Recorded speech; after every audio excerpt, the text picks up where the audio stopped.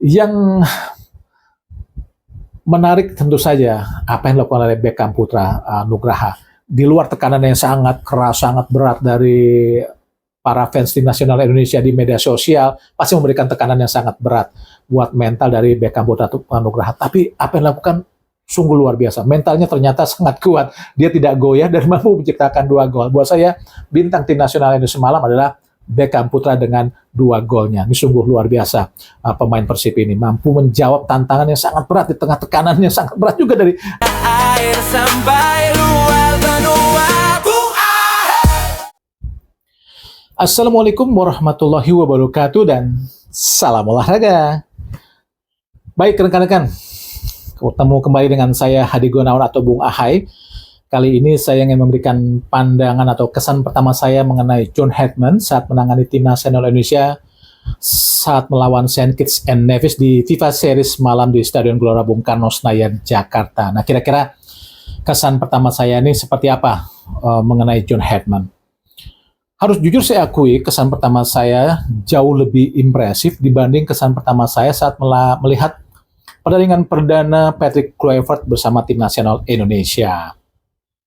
Karena menurut saya apa yang dilakukan oleh John Hedman itu jauh lebih detail dan jelas apa yang diinginkan oleh John Hedman sebagai seorang pelatih kepada para pemainnya di tim nasional Indonesia. Dan saya tidak melihat itu pada diri Patrick Kluivert saat melakoni pertandingan perdana melawan Australia di babak kualifikasi Piala Dunia ronde ketiga. Nah, saya melihat ini di John Hedman saat melawan St. Kitts and Nevis malam. Ya, saya mohon maaf, saya tidak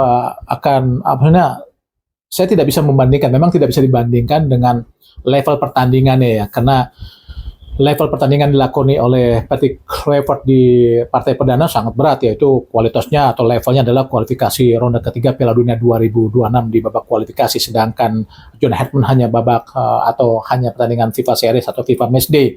Jadi memang tidak bisa dibandingkan. Tapi yang saya ingin tekankan adalah bagaimana kesan pertama saya adalah mengenai detail tentang kejelasan apa yang diinginkan oleh John Hedman terhadap para pemainnya di tim nasional Indonesia. Itu saja yang saya lihat.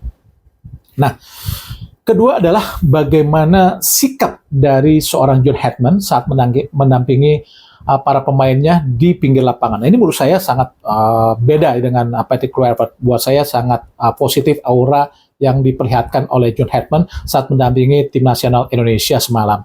Dia lebih ekspresif dan lebih komunikatif. Jadi terlihat kesannya lebih menyatu dengan para pemainnya di lapangan. Jadi buat saya sekali lagi ini aura yang sangat positif dan sangat berbeda sekali dengan sikap yang dilakukan pelatih sebelumnya yaitu Patrick Kluivert.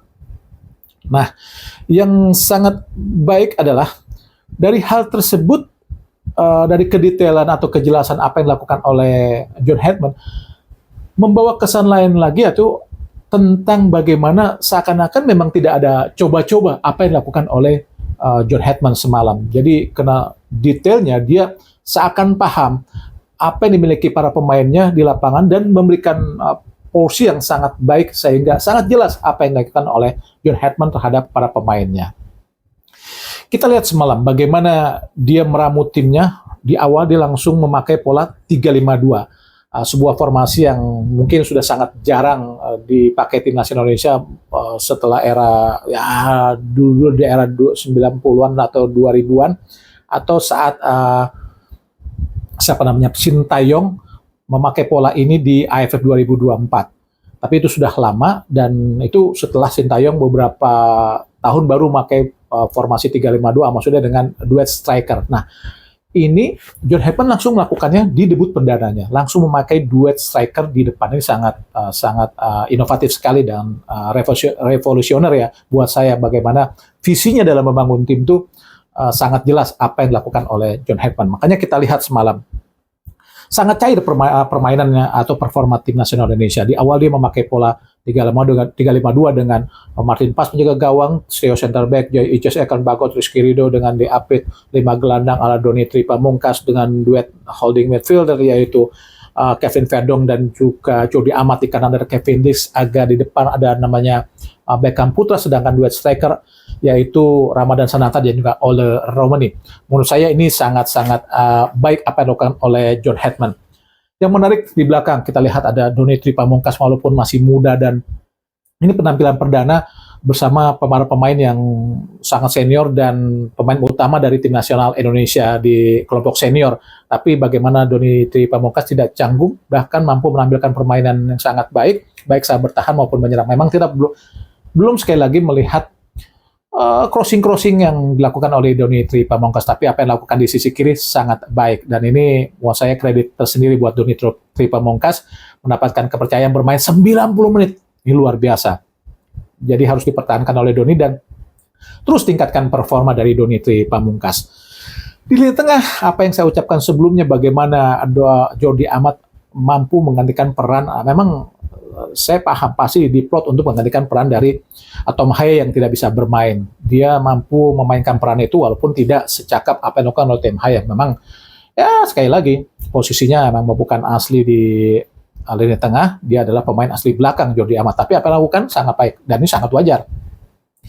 Dengan level dia yang pernah bermain di Eropa bersama di La Liga, di Inggris, atau di Belgia, dan juga di Malaysia bersama JDT, dia kemudian Persija sebagai seorang gelandang, ini memberikan bahwa level pemahaman bermain bola dari Jordi Amat memang sangat baik dan level Eropa, jadi sangat wajar dia bisa memainkan peran itu.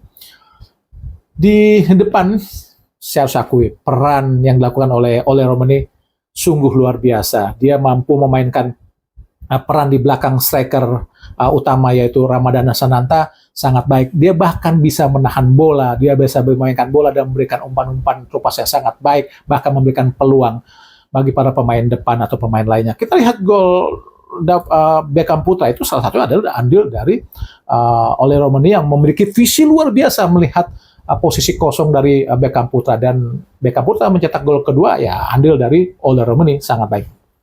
Sayangnya apa yang dilakukan oleh Ramadan Sananta masih jauh dari ekspektasi kita ya. Seharusnya dengan target utama dia harus bisa mencetak gol dalam beberapa peluang yang dia dapatkan.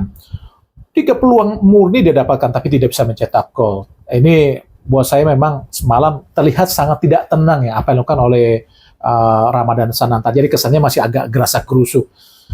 Karena jika dia lebih tenang lagi mungkin bisa mencetak gol buat Ramadan Sananta atau tim nasional Indonesia. Tapi sayang dia gagal mencetak gol.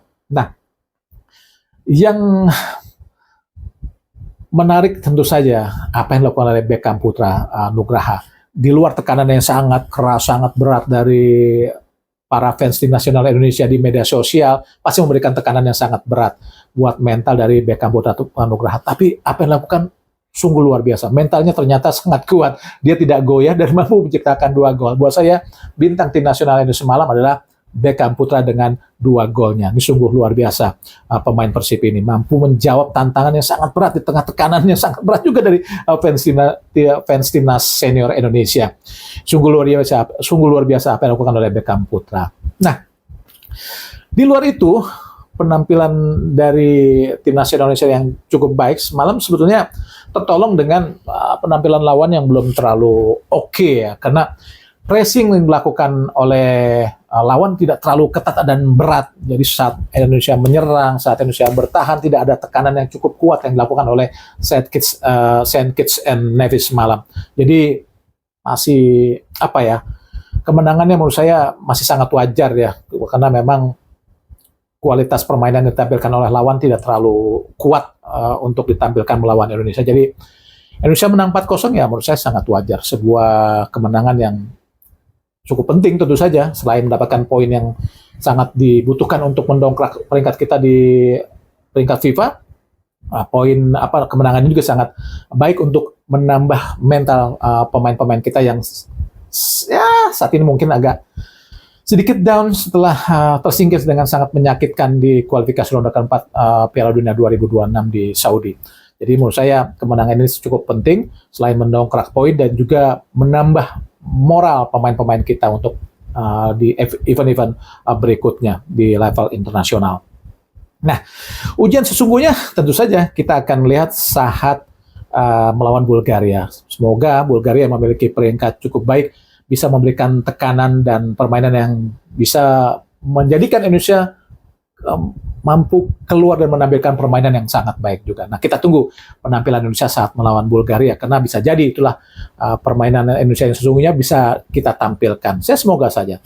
Demikian uraian atau bahasan atau kesan pertama saya terhadap John Hedman pada penampilan perdananya bersama tim nasional Indonesia, atau pertandingan perdana saat memensut tim nasional Indonesia untuk FIFA Series semalam. Demikian saya Hadi Gunawan atau Bung Hai mengakhiri bahasan ini. Saya ucapkan terima kasih. Wassalamualaikum warahmatullahi wabarakatuh dan salam olahraga.